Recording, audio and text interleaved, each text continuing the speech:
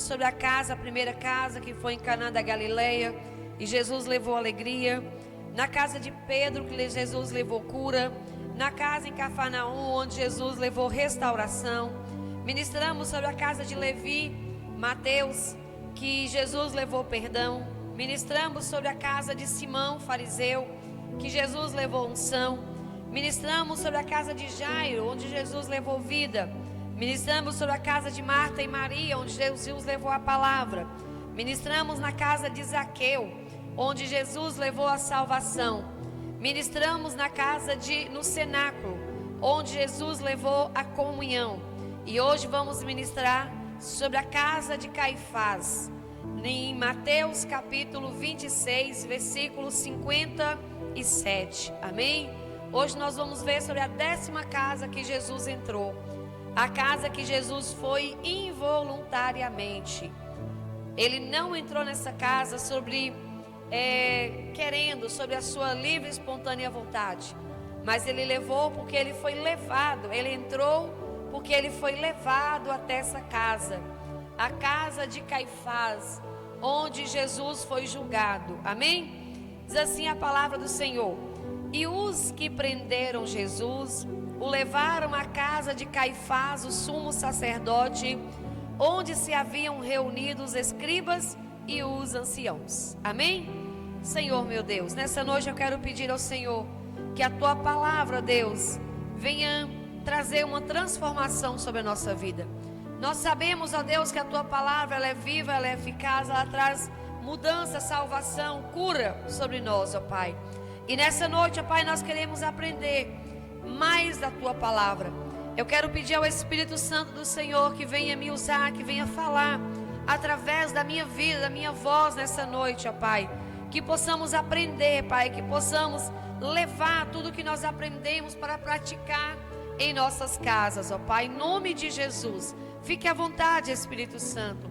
Que nada venha sair de mim, mas que tudo seja para honrar e glorificar o Teu santo nome. Amém, igreja? Hoje nós vamos falar sobre essa casa, a casa de Caifás. Essa casa, igreja, ela foi a casa onde Jesus foi julgado.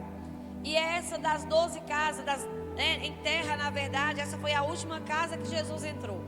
Fisicamente, antes de morrer, essa foi a última casa onde Jesus entrou.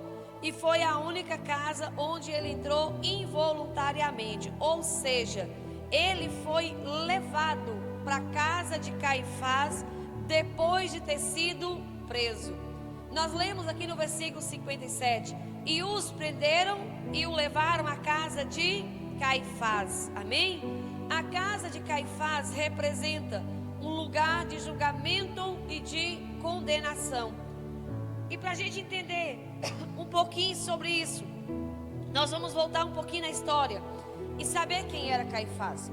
Caifás era o sumo sacerdote naquela época. Ou seja, ele era uma figura de autoridade religiosa, uma autoridade política. E Caifás ele desempenhou um papel muito importante, um papel crucial na conspiração para prender, para condenar Jesus. A decisão de levar Jesus até a casa de Caifás, ao invés de levar a um tribunal, como era comum levar os prisioneiros naquela época, foi um fato de eles tinham com a intenção de levar Jesus à casa de Caifás ao invés de um tribunal. Eles tinham a intenção de manipular o julgamento de Jesus. Ou eles tinham a intenção de burlar as leis, de burlar ali os procedimentos normais que aconteceriam, porque eles queriam garantir que Jesus fosse condenado. Eles queriam garantir que Jesus fosse condenado e rapidamente naquele local. Se você continuar lendo aí, você vai entender que a Bíblia vai falar que Caifás ele começa a provocar, começa a procurar testemunhas falsas. Ele começa a trazer situações.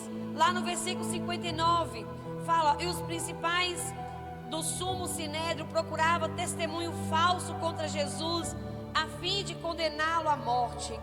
E disse que apesar de não achar, eles começaram a trazer algumas afirmações para fazer com que Jesus, Ele próprio, fizesse algo que eles pudessem condená-lo à morte.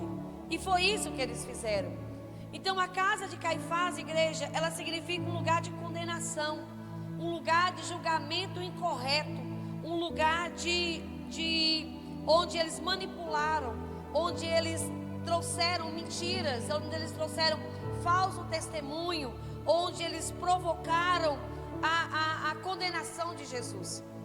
Como eu disse, naquela época era comum levar os prisioneiros para um tribunal, mas no tribunal o prisioneiro tinha direito à defesa, mas eles não queriam que Jesus tivesse direito, eles não queriam que Jesus pudesse trazer alguma defesa em si, mas eles queriam que Jesus fosse condenado e condenado rapidamente.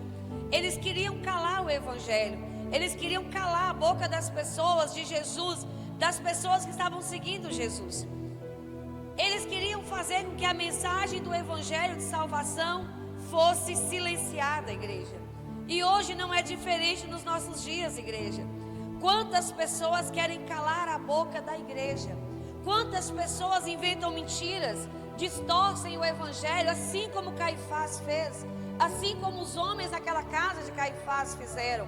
Distorcem o evangelho. Eles usaram aqui a própria palavra de Jesus para condená-lo. Se você continuar lendo, a Bíblia vai dizer que Jesus guardava silêncio e o sumo sacerdote, ele provocava e dizia: nos diga, tendo o Deus vivo por testemunha, se você é o Cristo, Filho de Deus. Aí Jesus respondeu para eles: é o Senhor mesmo que está dizendo, mas eu lhe digo, desde agora vocês verão o Filho do Homem sentado à direita de Deus Pai Todo-Poderoso. E aí eles usaram a própria fala de Jesus para condenar. E o sumo sacerdote disse: olha, blasfemou, e eu não preciso mais de nenhuma testemunha, porque você mesmo blasfemou. Eles usaram a própria fala de Jesus para condená-lo, igreja. E sabe o que eu aprendo aqui, igreja? Que hoje, nos nossos dias, as coisas não são diferentes. As pessoas estão usando a própria palavra de Deus para fazer e trazer condenações de maneira errada sobre a igreja. As pessoas distorcem a palavra de Deus para usar em benefícios próprios. Elas distorcem a palavra de Deus, o evangelho verdadeiro de Cristo, para se beneficiar, para trazer aquilo que aumenta o seu próprio ego, a sua própria posição social. Por que Caifás fazia aquilo?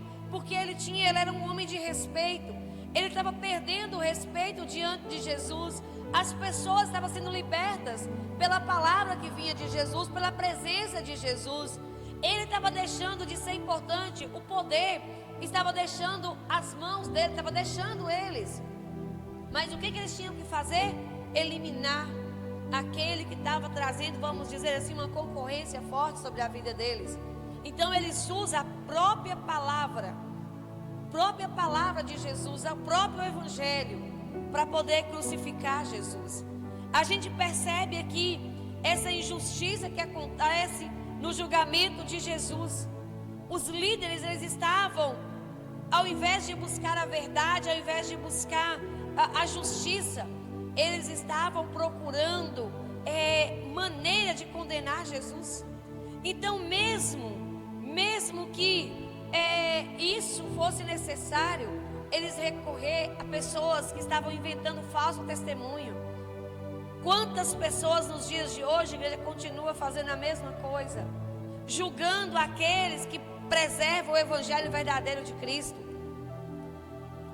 Quantas pessoas, igreja, hoje são perseguidos porque permanecem falando a verdade, porque permanecem fazendo a vontade de Deus, porque não segue cabeça de homens, porque não segue pessoas que se auto-intitulam como muitos sabedores da palavra de Deus, assim como o próprio Caifás. Eles não estavam nem aí, igreja. Eles não estavam preocupados com verdade. Eles estavam preocupados com manter uma mentira.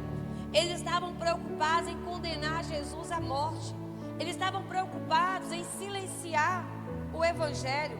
Eles estavam preocupados em silenciar aquele que trazia a verdade, aqueles que trazia a palavra verdadeira.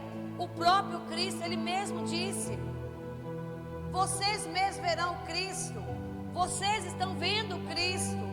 E eles disseram que isso era uma blasfêmia e condenou Jesus à morte por ele dizer que ele era Cristo. Ele não estava mentindo. E hoje nós vemos muitas pessoas sendo injustiçadas, sendo condenadas, sendo acusadas de maneira injusta, porque prevalece fazendo a vontade de Deus, porque prevalece levando o evangelho de Cristo, porque permanece na verdade de Cristo, assim como Jesus permaneceu. E esse processo, igreja, que eles trazem aqui é repleto de irregularidade, de manipulação, de corrupção, de desvio moral daqueles líderes religiosos e políticos, assim como hoje também continua na nossa época. Eles estavam preocupados em manter o seu status, se fosse no dia atual. Eles estavam preocupados em manter o seu poder. Eles estavam preocupados em manter a posição social deles e não trazer a verdade e a justiça. O sofrimento e a condenação de Jesus, igreja, foi um reflexo da corrupção que acontecia entre aqueles líderes religiosos, que não hesitou em sacrificar, em mentir, em condenar alguém injustamente, em trazer falsas testemunhas, em julgar de maneira injusta o nosso Jesus. Mas eu quero trazer aqui, igreja, uma coisa muito importante, que isso era necessário que acontecesse. Se você ler lá em Isaías 53:7, vai dizer: ele foi oprimido, ele foi afligido, mas não abriu a boca, como um cordeiro foi levado ao matadouro, e como a ovelha muda perante os seus tosqueadores, não abriu a boca. Era necessário que cumprisse a profecia, igreja. Era necessário que Jesus morresse. Era necessário que ele passasse por aquele processo injusto, por aquele tratamento. Ele não retaliou quem fez aquilo com ele. Se você ler um pouquinho antes, igreja, quando Judas traz Jesus, hoje Deus falou muito comigo nessa palavra, principalmente em momentos que antecedeu o fato dele entrar na casa de Caifás. A Bíblia vai dizer um pouquinho antes aí que Jesus ele é traído por Judas. Vocês conhecem a história? E que quando Jesus é beijado por Judas, que os soldados vêm para poder prender Jesus, a Bíblia fala que um amigo, alguém que estava com Jesus, ele puxa uma espada e ele corta a orelha de um dos soldados. Ele golpeia um dos servos do sumo sacerdote. E então Jesus diz para ele: guarda a sua espada, guarda a sua espada, põe no lugar. Aquele que com espada peleja, com a espada perecerá. Sabe o que Jesus está dizendo aqui? Não precisa me defender. Permaneça aqui, como Isaías disse, Isaías 53:7. Permaneça em silêncio, se acalme. Se acalme, porque Jesus vai dizendo assim, lá no versículo 52. Se você acha que se eu quisesse, eu não poderia clamar ao Pai, e Ele não enviaria uma legião de anjos para poder me defender, para me tirar disso aqui? Mas Ele disse: olha, é necessário que a Escritura se cumpra. E nos nossos tempos não são diferentes, igreja. Deus falou muito comigo nessa palavra, antes mesmo da entrada de Jesus na casa de Caifás. Porque Jesus está dizendo para mim, sabe o que? Mesmo que se levantem contra nós, que estamos pregando o Evangelho verdadeiro de Cristo, mesmo que estão levantando falso testemunho, mesmo que estão falando mal de nós, mesmo que tenham tentado denegrir a nossa imagem, mesmo que estão mentindo a nosso respeito, não precisamos revidar essas mentiras, igreja. Nós não precisamos dizer para as pessoas que isso é mentira. Sabe por quê? É necessário que as Escrituras se cumpram.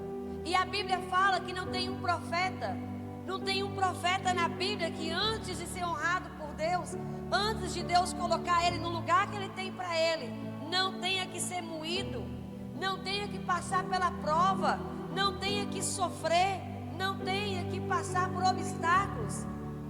Se você olhar todos os outros profetas, Davi, ele foi colocado, foi ungido rei de Israel, mas Davi não foi para o trono.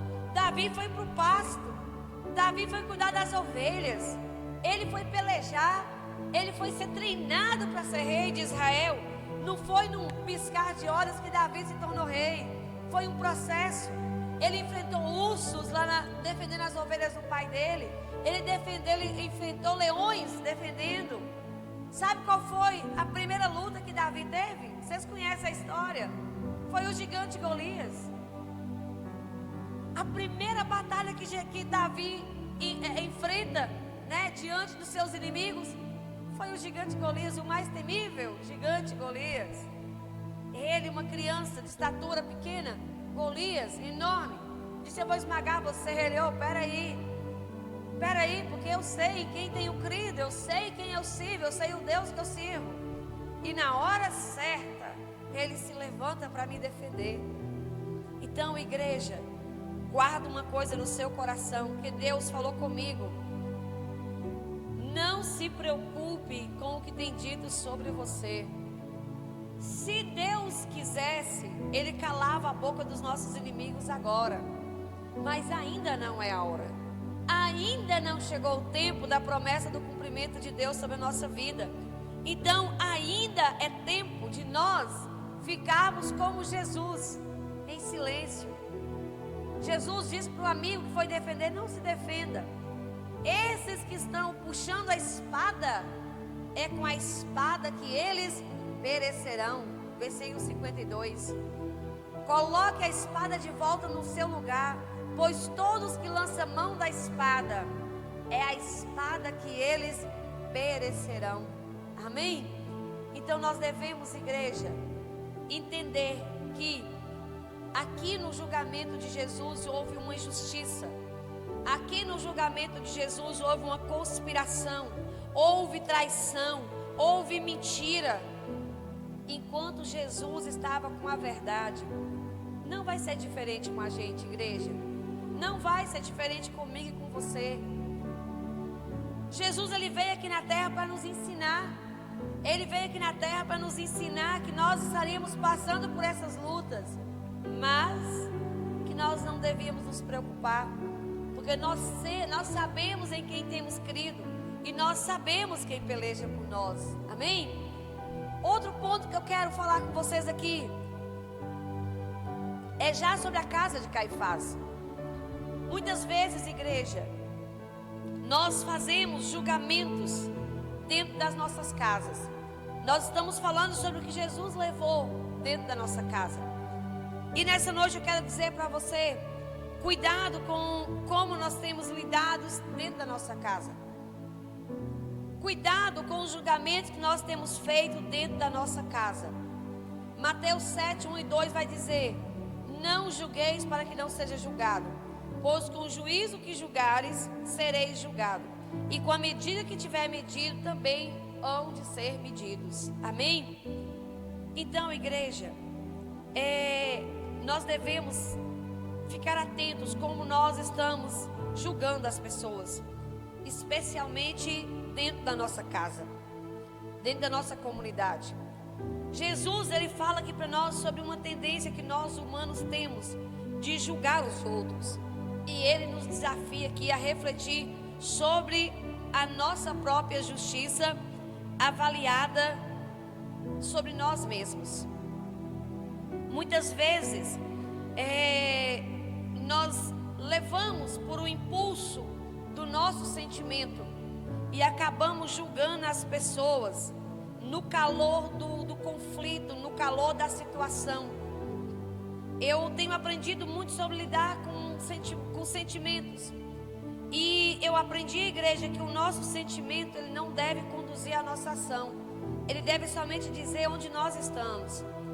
E muitas vezes no nosso momento de raiva, no nosso momento de tristeza, quando nós também nos sentimos acuados com medo, nós temos às vezes a tendência de julgar e de apontar as pessoas como forma de nos defender, talvez, ou como forma de que nós não sabemos lidar com os nossos sentimentos. Mas Jesus, ele nos ensinou aqui que durante todo o julgamento dele, ele confiava em Deus. E ele próprio não julgou aqueles homens. E ele nos ensina aqui que nós precisamos ficar atentos e aplicar esse ensinamento dentro da nossa casa, dentro do nosso ambiente, nossa comunidade, onde nós vivemos. Assim como eles procuravam uma desculpa para condenar Jesus, às vezes também nós acabamos, igreja, procurando falhas para também julgar as pessoas ao nosso redor. E acabamos fazendo da nossa casa um lugar como a casa de Caifás, um lugar que traz julgamento, um lugar que traz mentiras. E hoje o Senhor quer ensinar para nós que no nosso lar, dentro da nossa casa, a intimidade, ela pode criar às vezes um conflito entre nós, um desentendimento. Quem aqui nunca teve um desentendimento ao ir da nossa casa? A gente tem os conflitos, não é verdade?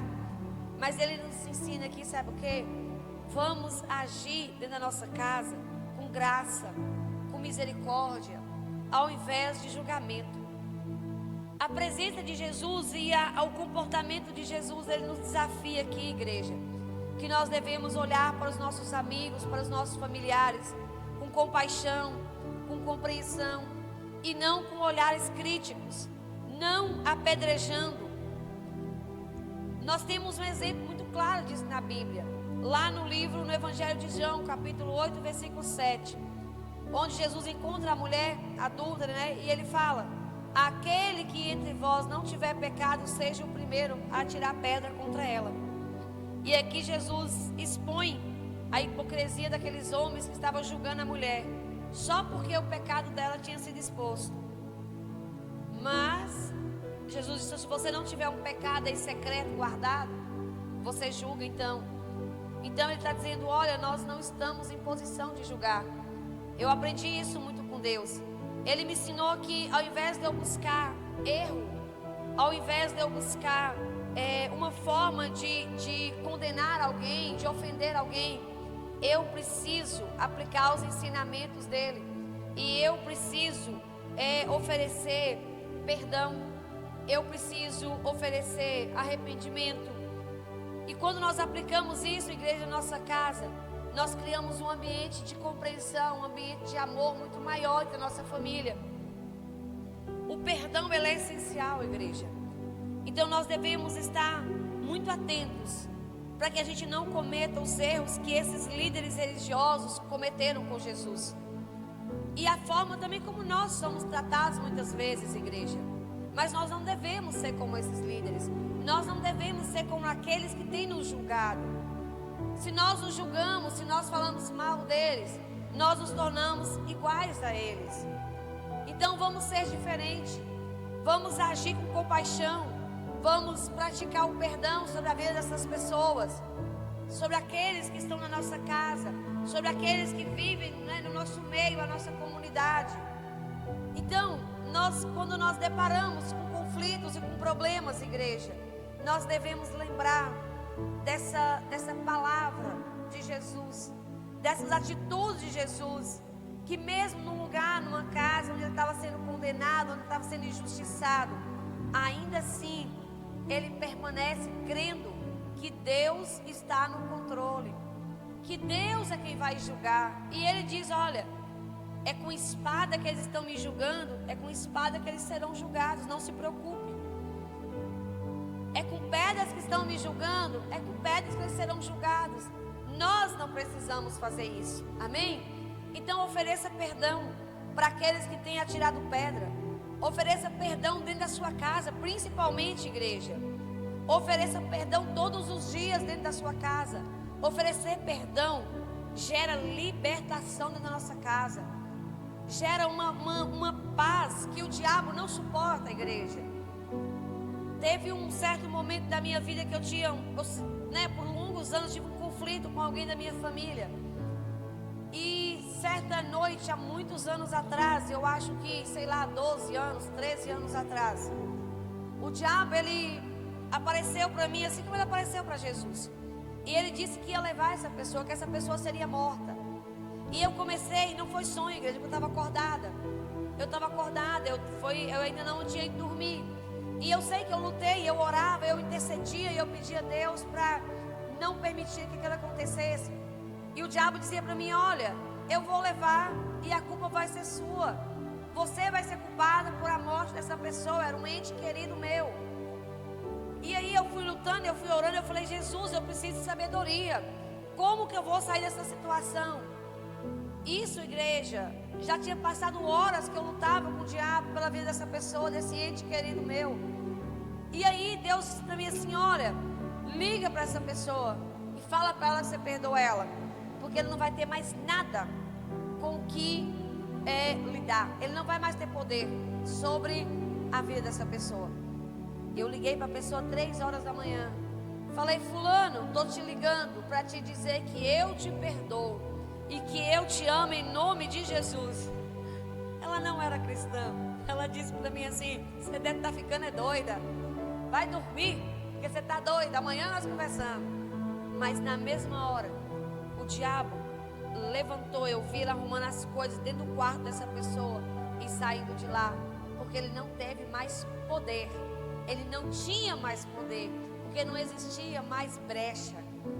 Então, igreja, seja qual for a situação que acontecer entre você, seu esposo, seu filho, seu familiar, alguém, não deixe de perdoar. Não deixe de perdoar, igreja. Desse dia em diante eu fiz um propósito na minha vida. Desde pequena eu sempre desde muito cedo eu falava com meu filho. Todos os dias eu pedia perdão para ele, eu abençoava a vida dele. E depois disso eu intensifiquei isso. Todos os dias, impreterivelmente todos os dias, igreja. Eu peço perdão para o meu marido, eu peço perdão para os meus filhos. Até para a minha pequenininha. Quando ela era menor, ela falava assim: mamãe, mas você não fez nada. Eu falei: mas me perdoa. E eu perdoo você. Porque quando a gente não julga a igreja e gera perdão, e libera perdão, nós quebramos todas as maldições. E nós quebramos as armadilhas do diabo contra a nossa vida.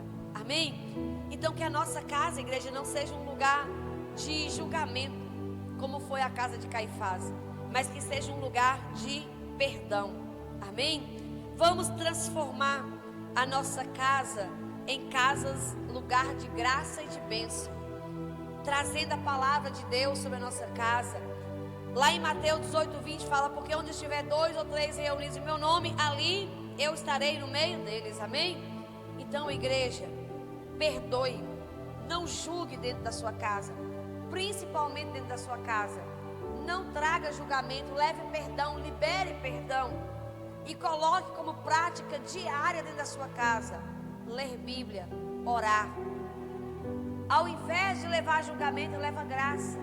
Ao invés de levar conflito, leva misericórdia. Oferece perdão. Às vezes, igreja, a pessoa nos machuca e você fala assim: ó, era ela que devia falar comigo. Mas quando você chega até a pessoa e fala: olha, eu perdoo você, acabou, igreja. O diabo não tem mais com o que trabalhar. E a graça de Deus é derramada, o amor de Deus é derramado, a presença de Deus é derramada, igreja. E não tem mais, ele não tem mais como trabalhar. Então vamos transformar a nossa casa, não deixar que a nossa casa seja uma casa como a casa de Caifás, onde as pessoas usam mentira, onde o diabo distorce as palavras, onde o diabo usa a própria palavra do evangelho para transformar em condenação sobre a nossa vida, como eles fizeram com Jesus. Mas vamos levar perdão, vamos levar graça, vamos levar a presença de Deus, vamos levar o amor de Deus sobre a nossa casa. Vamos fazer que a nossa casa seja um local onde a graça de Deus superabunde. Graça de graça, igreja. É isso que nós precisamos entender. Graça não é porque a pessoa merece o meu perdão. Graça é porque eu ofereço aquilo que Jesus ofereceu para mim. Ele ofereceu a salvação, Ele morreu no meu lugar, de graça, eu não merecia. E é isso que nós devemos oferecer para as pessoas, principalmente dentro da nossa casa. Oferecer perdão gratuito. Não importa o que ela fez, não importa a gravidade do que ela fez. Ofereça perdão. Transforma a sua casa em lugar de graça. Comece a mudar as suas atitudes, seus comportamentos. Cultive um espírito de amor, de perdão, de reconhecimento que nós somos imperfeitos. Assim como Jesus disse para aqueles homens que julgavam aquela mulher: se você entender que você também é imperfeito, você vai perdoar a pessoa que fez algo de errado com você. Você vai perdoar o seu ente querido, o seu marido, o seu filho, sua esposa, sua mãe, seu pai. Você vai perdoar, porque você sabe que você também não merece o que Jesus fez por você. E levar a graça de Deus é isso, igreja. Levar algo que a pessoa não merece. Talvez naquele momento ela não merece pela atitude, pelo que ela fez. Mas isso é levar graça. Entenderam? Não é levar porque merece, é levar porque é graça, porque é levar o perdão de Deus, é o amor, trazer a presença de Deus para a nossa vida.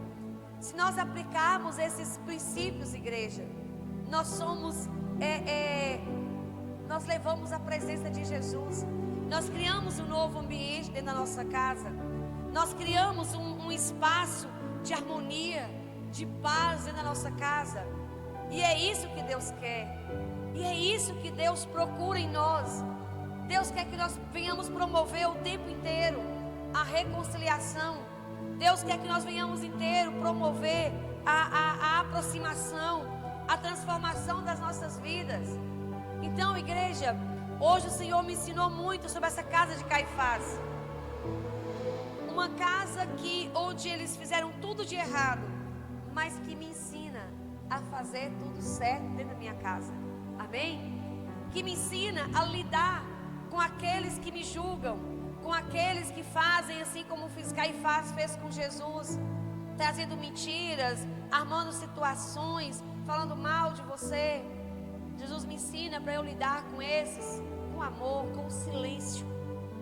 Ele me ensina que dentro da minha casa eu lido trazendo perdão, eu lido trazendo compreensão, oferecendo a graça assim como Jesus nos ofereceu. Amém? Que nós possamos levar para casa esse ensinamento. E não só ouvir, igreja, não só aprender, mas nós devemos praticar. Comecemos a mudar os nossos comportamentos na nossa casa. Comecemos a de fato oferecer o perdão. E oferecer o perdão, igreja, não é oferecer o perdão e ficar remoendo. É liberar o perdão. Sabe? Esquecer. Talvez você não esqueça, mas aquilo não pode gerar mais sofrimento sobre a sua vida. Aquilo não pode gerar mais dor sobre você. Porque isso faz com que o inimigo trabalhe dentro da nossa casa, trazendo problemas e confusões e contendas. Amém? Então que você leve amor para dentro da sua casa nessa noite. Que você leve a graça de Deus sobre a sua casa nessa noite. Que você leve o perdão dentro da sua casa nessa noite. Que você leve o silêncio para aqueles que têm te ofendido na comunidade que você vive. Que você leve a confiança em você, que quem nos defende é Deus, que nós não precisamos revidar aqueles que nos ofendem, que nós não precisamos revidar aqueles que têm inventado mentiras a nosso respeito, que nós não temos que ser como eles, mas que nós temos que crer que na hora que Deus quiser, no tempo dele, Ele vai trazer o julgamento sobre esses. E como Jesus disse aqui para o amigo que defendeu ele, não se preocupe. Quem com espada traz luta, pela espada perecerá.